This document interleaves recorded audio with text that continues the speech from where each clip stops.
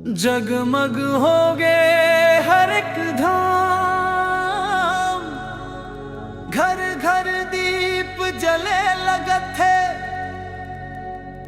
गूंजे गुरु रविदास के नाम।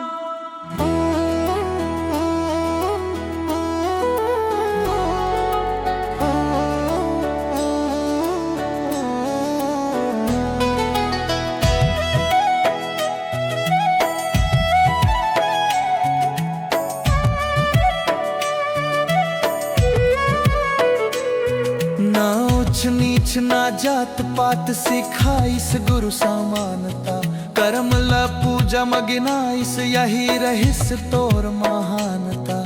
खाली हाथ में बसे भगवान, मेहनत में देखिस सच्चा ज्ञान। मन चंगा तो कठौती में गंगा, बन गे सेवा के पहचान। दीन दुखिया के आस बन के तोरे नाम में बसे जहान। जय हो गुरु रविदास महाराज, तोरे महिमा पारा। माघी पुन्नी में आज गूंजते तोरे जय जयकारा।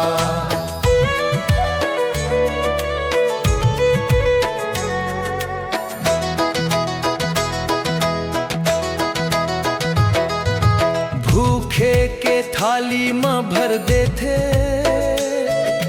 प्रेम के मीठा भात। रोवत मन ला हंसी बगरा थे, तोरे करुणा के बात।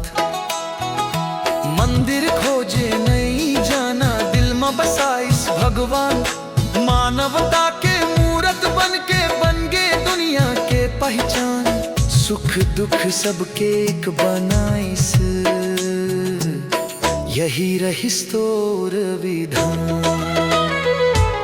जय हो गुरु रविदास महाराज, तोरे महिमा पारा। माघी पुन्नी माज गूंजे तोरे जय जयकारा।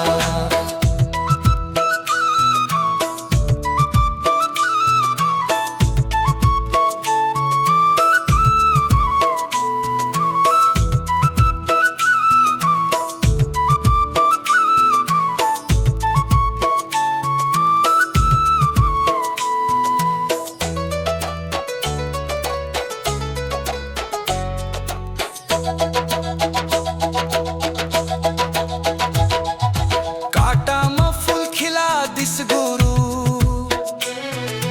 कीचड़ में कमल हसाइस। जैन काम ला दुनिया ठुकराइस, ओही में प्रभु दिखाइस। सेवा पथ में जो चल जाते, तोरे संग में जुड़ जाते। अधियारा लौजाला करते, रविदास बने रखवार। जय हो गुरु रविदास महाराज, तोरे महिमा पारा। माघी पुन्नी में आज गूंजत तोरे जय जयकारा। माघी पुन्नी के पावन रात, दीप जले हर एक द्वार। नरेंद्र तुर्काने गाथे रविदास के जय जयकार।